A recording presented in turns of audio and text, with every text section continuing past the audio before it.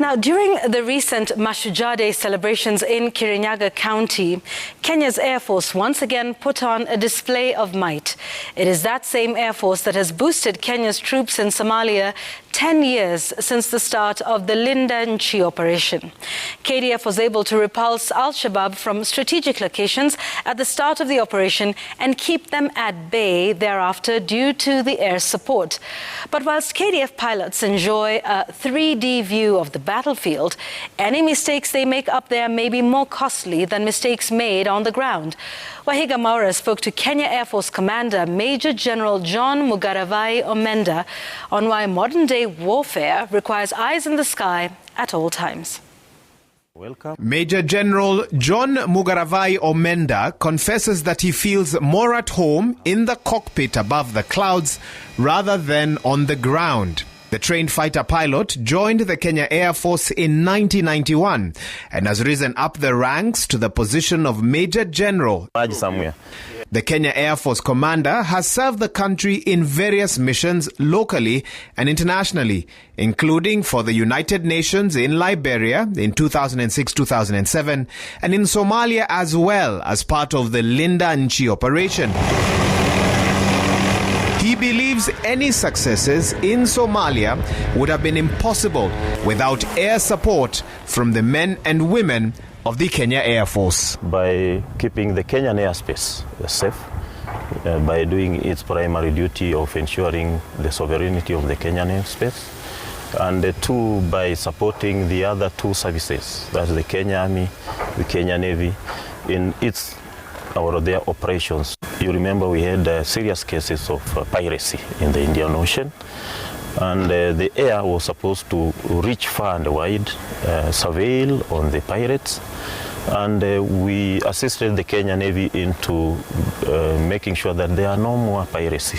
In fact, if I remember very well, since 2012, we've not had a single pirate incident in the Indian Ocean. What is the importance of the synergy between the Kenya Army, Kenya Air Force and the Kenya Navy, and how was this seen in one of the battles that was fought in Somalia? Operation Sledgehammer, the takeover of Kismayo. That's where that synergy was really actualized, because the Navy was able to land the land forces on the beaches of Kismayo. I believe it's the first ever operation in Africa, very successfully, while the air was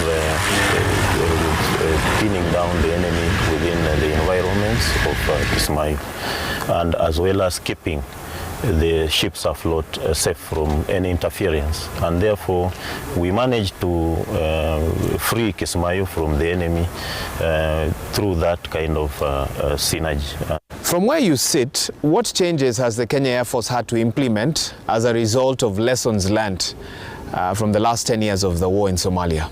We've acquired new equipment that are now modernized and able to serve us into the future.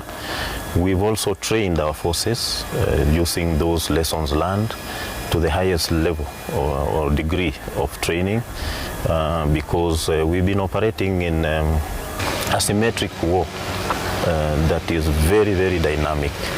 And you cannot tell who the enemy is, the size, the shape, and location in most cases. So we've been able to learn along the way and become better. What are the emerging security threats in Somalia at the moment? Radicalization of our young populace. This is an area that we as KDF have taken the lead in radicalizing the youth and making sure that they remain focused and understand that the nation means a lot.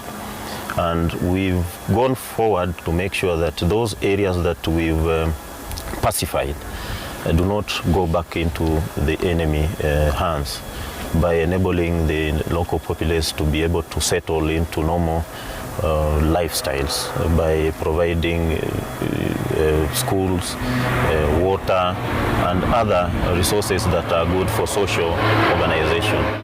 What would you like Kenyans to know regarding the war in Somalia? What's your final word on this? We've secured our border, though we still have small incursions here and there. But through what we call using other resources within the nation, we've been able to improve and secure that border. Going forward, we are looking towards a peaceful coexistence with our neighbor. Thank you very much, Major General, for speaking with Citizen TV.